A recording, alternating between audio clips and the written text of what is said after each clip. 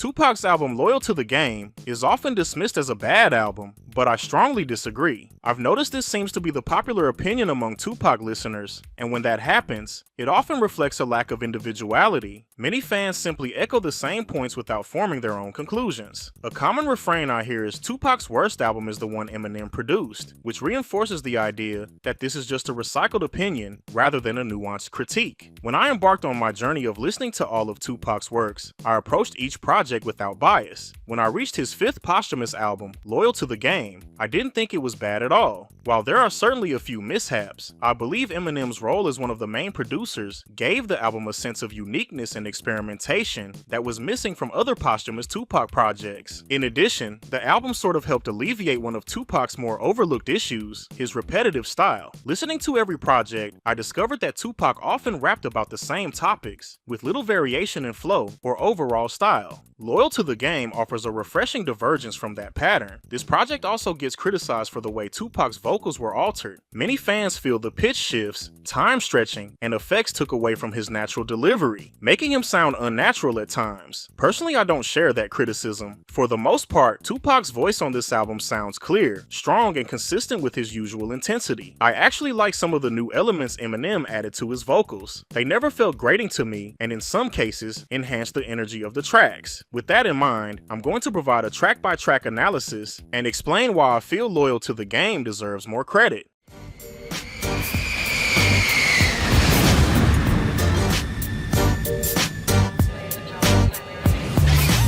Posse deep as I roll through the streets, the police as we creepin' out cheap. Right from the start, you can hear the shady Aftermath influence in the production. The beat feels like something G-Unit could have easily rapped on around that era with its heavy drums and gritty energy. That style of production actually complements 2pac's gangsta rap persona extremely well. It gives his vocals a harder edge and keeps the track moving with intensity. Lyrically, Pac raps about being a soldier who's unafraid to face enemies, sticking to his trademark defiance and warrior mentality. Eminem's contribution is in the hook, and while he doesn't drop a verse, his vocals on the chorus are catchy and memorable, giving the track a modern polish. As an opener, it sets the tone for the rest of the album and shows how Eminem's production can elevate 2pac's posthumous material instead of clashing with it. I bet you that I got something you ain't got. Let's see so many motherfuckers wanna take a piece. Come and equip with some shit niggas just can't believe. The production on this track is solid, carrying a dark bounce that fits 2pac's aggressive style. However, this is where the album begins to show one of the recurring issues with his posthumous releases: lack of development on the pre-recorded verses. 2pac's lyrics here don't stand out much. He sticks to the familiar theme of being a hard thug who won't back down. While that's a core part of his identity, the delivery feels stagnant, with little variation in flow or subject matter. This makes the song feel more like filler than a standout. The Outlaws E.D.I. and Young Noble appear as featured artists, but unfortunately they don't elevate the track. Their verses mirror 2pac's repetitiveness, offering the same straightforward toughness without much creativity. While the instrumental keeps the song listenable, the lack of lyrical depth or dynamic performances makes this one easy to skip compared to the stronger moments on the album. Your face down, going in your pockets if you let them. I done lost so many homies. Stuck in jail, the DA trying to burn me out on bail. If I had a good attorney, wanna label me. For some reason, this track just clicks. 2pac has revisited this concept before, rapping about being out on bail and the relief of freedom after serving hard time, but here it feels especially alive. He celebrates his release with a mix of toughness and raw passion, capturing both the joy of being free and the weight of what he endured while locked up. The instrumental deserves credit too. It has a catchy bounce with memorable elements that complement 2pac's delivery rather than overpowering it. What really elevates the track though is 2pac's vocal performance. He raps with urgency and conviction, which makes his storytelling feel genuine. The chorus ties everything together, with melodic male vocals providing a smooth contrast to 2pac's intensity. That hook is the icing on the cake, making Out on Bail one of the more memorable cuts on the album. If I could recollect before my hood days, I sit and reminisce, thinking of bliss of the good day. This track is often praised as one of the big highlights of the album, but for me, it falls short. The main issue is Tupac's delivery. Normally I appreciate his passionate performances, but here his flow feels forced and overhyped. Instead of sounding natural and heartfelt, it comes across like he's trying too hard to inject intensity into his verses. At times it even feels like he's yelling rather than rapping, which takes away from the song's message and makes it less enjoyable. Lyrically, Pac covers familiar territory: struggles in the ghetto, the pain of the streets, and a yearning for better days. While these themes are undeniably important to his catalog, by this point they feel recycled, especially without fresh angles or storytelling. The real saving grace of the track is Elton John's chorus. His vocals are phenomenal, heartfelt, and add a soulful layer that elevates the production. For me, his contribution is the highlight of the track. Overall though, Tupac's performance is unappealing here, which makes Ghetto Gospel one of those songs I don't find myself returning to. Black cotton, steady stressing, Smith and Wessons, count my blessings, classes in session. The worst question is the first. The concept behind this track is interesting. Tupac frames the struggles of the black community through the phrase black cotton, almost as if he's creating a new metaphor to describe the weight of systemic oppression. On paper, it has potential, but in execution, it falls into one of the recurring problems with his posthumous material. Tupac's verses don't feel fresh, as he's essentially covering the same social themes we've already heard countless times throughout his catalog, without much variation in delivery or insight. His flow remains flat and predictable, which lessens the impact of the message. The production, however, is strong, and Eminem once again provides a catchy and memorable chorus that gives the song some replay value. Unfortunately, the contributions from the Outlaws, Kastro, and Noble don't add much. Their verses feel dull and uninspired, echoing Tupac's monotony rather than expanding on the track's concept. While the beat and hook keep Black Cotton listenable, the lack of lyrical creativity prevents it from standing out among the album's stronger cuts. Tell me, will they blast me? I think of an alias in case these crooked bitches ask me now. It's getting crazy after dark.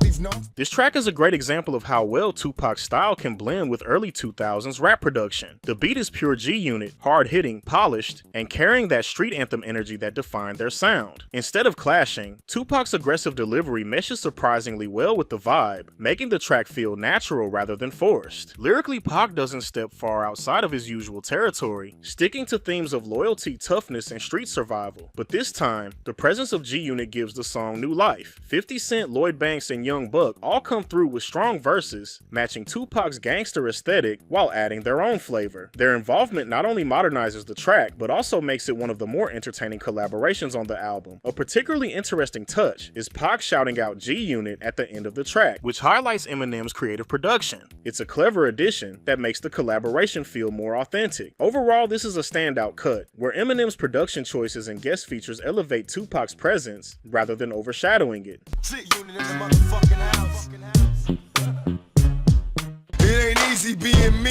Life as a celebrity is less than heavily. I got these fakes in these. The strongest element of this track is without a doubt Nate Dogg's presence. His melodic vocals on the chorus are smooth, soulful, and instantly catchy, giving the song a laid-back West Coast vibe. The instrumental supports this well. It's solid, if not groundbreaking, and provides a decent backdrop for Tupac's verses. Lyrically, Pac treads very familiar ground, addressing women and emphasizing that even thugs crave love and affection. It's not a bad concept, but it's one he's revisited many times before, and here it doesn't feel particularly fresh. His flow remains locked in the same patterns, which weakens the track's replay value. While Nate Dogg's hook makes it enjoyable in moments, Tupac's verses don't add much new, making this one more of a skip compared to the stronger cuts on the album. I'm rolling out on tour today. You're getting sad cause I'm going away now. Who's afraid of the punk police? Niggas run the streets, no justice, no peace. This track has an intriguing concept, but the execution holds it back. Tupac uses the acronym Never Ignorant About Getting Goals Accomplished to frame a narrative about resistance against the system, painting a picture of someone who refuses to back down, even in the face of defeat. It's a meaningful idea, one that aligns with Tupac's socially conscious side, but unfortunately, his delivery weighs it down. Tupac's hype, almost shouted flow is the biggest drawback here. Similar to Ghetto Gospel, it feels forced and unappealing, and in this case, it clashes with the production. The instrumental has a dark, sinister atmosphere that calls for a more measured or menacing delivery, but 2pac's energy feels mismatched. The saving grace is Jadakiss, who delivers a sharp verse that injects new life into the track and provides a welcome break from the monotony of the Outlaw's features on other songs. While the concept is strong on paper, the uneven execution makes this one difficult to revisit despite its potential. My dimes make the fiends go to sleep, so they call them bedrocks. Niggas is like for top. Ever since I was a young scrub, I was a thug on the corner with my niggas slanging drugs and running from it. By this point in the album, the repetitiveness in 2pac's catalog really starts to show. When I first began listening to all of his projects, I used to think it was incredible that he had so much unreleased material recorded before his death. But the more I dug in, the more I realized that about 95% of it recycles the same flows and subject matter. Who Do You Love is another clear example of that. On this track, Pac once again raps about his thug lifestyle and the admiration it draws from others. It's not that the concept itself is bad, it's just one we've heard countless times across his career, and here there's no new angle or creativity to keep it interesting. His flow is the same predictable pattern, and the instrumental doesn't do much to elevate it. While listenable, it ultimately becomes another skip, blending into the pile of similar sounding 2pac tracks. Now heads up, don't be a player hater. Just peep game, keep your mind on your money. Watch the They make it hard for me to sleep. I wake up at the slightest peep, and my sheets are 3 feet deep. I guess it's all for you to see. This track had the potential to be one of the album's highlights, but the production ultimately holds it back. Lyrically and stylistically, 2pac shows flashes of the raw energy that made his early work so powerful. He raps with aggression and conviction, and his flow feels more dynamic here than on many other posthumous cuts. In fact, the way he switches up his delivery at times even reminds me of his 2pacalypse Now era, which is my favorite album from him. That sense of unpredictability makes his verses engaging. Unfortunately, the instrumental clashes with 2pac's intensity. Instead of complementing his aggression, the beat feels cartoonish and even obnoxious at points, stripping away the seriousness of his performance. It's a frustrating mismatch because 2pac's delivery deserved a grittier, more fitting backdrop. With a stronger beat, Crooked and 2 could have easily been one of the standout tracks on Loyal to the Game, but as it stands, it ends up being more of a missed opportunity. You really can't say that you blame niggas. Fuck being tame, side of play, time to aim triggers. As soon as I leave the house, you wanna page me. See, you got me trapped, I'm going crazy. This is slavery. This track is a standout on Loyal to the Game, and for good reason. Everything about it feels carefully executed. 2pac delivers an intriguing concept, rapping about a relationship on thin ice with a rare vulnerability. You can hear the frustration and pain in his voice as he struggles to understand why his girlfriend is losing trust in him. By the end, he reaches a breaking point and decides it's best to just remain friends. A mature and emotionally resonant resolution. The instrumental perfectly complements the theme with a somber, almost haunting feel that deepens the track's emotional weight. Adding to that, the female vocalist on the chorus provides a melancholy counterpoint to 2pac's verses, her voice fitting the dreary reflective mood seamlessly. Between the emotive performance, thoughtful concept, and perfectly matched production, Don't You Trust Me is executed flawlessly and easily becomes one of the album's major highlights. They wanna know who's my role model. It's in the brown bottle. You know our motherfucking motto. This track is extremely catchy, thanks to both the instrumental and the chemistry between 2pac and Obie Trice. Their styles complement each other naturally, and the mixing makes it feel like they're actually in the same room. 2pac even name drops Obie, which adds a creative personal touch. The two go back and forth seamlessly, sometimes finishing each other's lines, which gives the track a playful, energetic feel. Lyrically, the concept is simple but effective. They praise the alcoholic beverage Hennessey as a source of energy for partying and having fun. While it's not the deepest subject matter on the album, the performance and execution make it an enjoyable listen. The combination of a solid beat, engaging back and forth delivery, and clever mixing makes Hennessey one of the more infectious tracks on Loyal to the Game. Big ballin' ass nigga named Trice. Now I was born in Detroit on the side. Get loaded, can't control it. Nigga, pass me the blunt, let me roll it. You get the boats out to the hopes that. The instrumental on this track is one of the more questionable choices on the album. While some beats on Loyal to the Game work well, this one almost sounds like something you'd hear at a circus, playful and mismatched with the intensity of 2pac's delivery. Unfortunately, 2pac sticks to his repetitive style here, rapping about his thug lifestyle with no new perspective or energy to make it compelling. The combination of the odd beat and familiar subject matter makes this track feel disconnected and unengaging. It lacks the replay value of stronger songs on the album, and despite 2pac's undeniable presence, sense, it ends up being another skip-worthy track. For life, high till I die when I'm stupid ass bitches fast. Wow, crazy. I gotta work with what you gave me, claiming I'm a criminal when you the one that made me. They got me trapped. This track stands out thanks to its smooth, well-crafted instrumental, which provides the perfect backdrop for 2pac's delivery. His style meshes naturally with the beat, allowing his storytelling to shine as he raps about his struggles and the lengths he had to go to survive in a harsh environment. Adding another layer to the track's appeal are Ron Isley's melodic vocals, which run throughout the song. His soulful contribution enhances the smooth vibe of the remix and creates a compelling contrast to 2pac's gritty verses. The combination of a polished beat, strong performance, and melodic hook makes Potent Blues one of the more enjoyable tracks on Loyal to the Game. Why just slang crack? Cause I had to. Why just slang crack? Cause I had to. They wanna know who's my role model. It's in the brown bottle. This remix is a standout reinterpretation of the original Hennessey, taking a fresh, creative approach with a smooth, laid-back R&B feel. I appreciate how drastically different it is from the earlier version, giving the track its own identity while keeping the original concept intact. The instrumental is especially clever, with added effects, like the sound of liquor being poured into a glass, that reinforce the theme and enhance the listening experience. Adding to the track's appeal are the melodic vocals from Sleepy Brown, whose soulful contributions further amplify the smoothness and polish of the remix. Between the inventive production and strong performances, this version of Hennessey is another example of how Loyal to the Game delivers moments that are executed exceptionally well.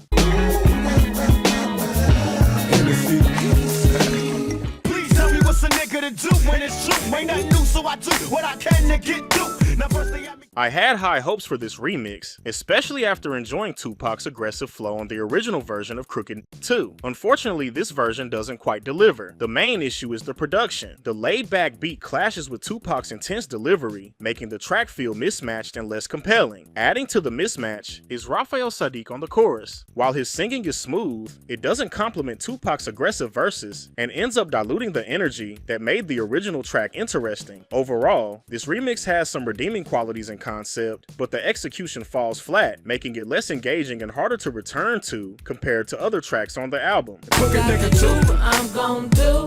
gon' say what I'm gon' say. Now I've got tasks on the niggas' ass. Tell me, will they blast me? I think of an alias in case. This remix is a solid highlight, featuring strong performances from everyone involved. Big Syke delivers an impressive second verse, adding depth and energy to the track, while DJ Quik not only produces a smooth-fitting instrumental, but also contributes a memorable verse himself. 2pac's style meshes seamlessly with Quik's production, and even though the subject matter, his thug lifestyle and loyalty to the streets, is familiar territory, the execution elevates the track. The verses flow naturally over the beat, and the collaboration feels cohesive, making this one of the album's stronger entries. While it doesn't break new ground conceptually, the performance, production, and chemistry among the artists make it enjoyable and replayable. Loyalty undeservedly never heard of me. I be the exception, epitome of adaption.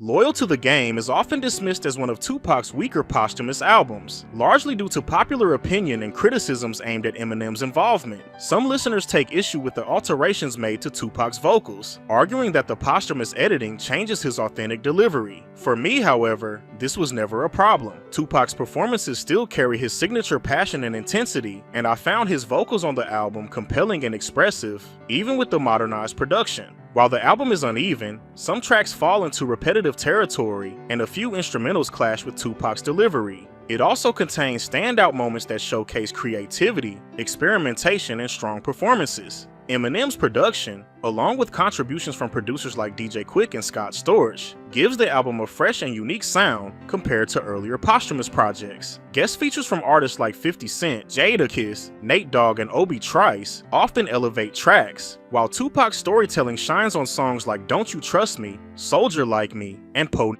Blues. Ultimately, Loyal to the Game is far from a bad album. While it may not reach the heights of 2pac's classic releases during his lifetime, it offers fresh interpretations of his work, experiments with new sounds, and introduces posthumous collaborations that feel surprisingly authentic. For listeners willing to navigate its highs and lows, the album proves that 2pac's artistry could still resonate, innovate, and maintain relevance years after his passing, vocals and all.